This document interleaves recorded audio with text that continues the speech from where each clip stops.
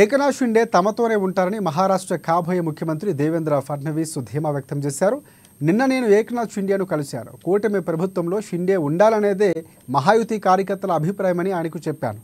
అతను మాతో ఉంటాడని తమకు పూర్తిగా విశ్వాసం ఉంది. మేమిచ్చిన హామీలు అమలు చేస్తామని ఫడ్నవీస్ వెల్లడించారు.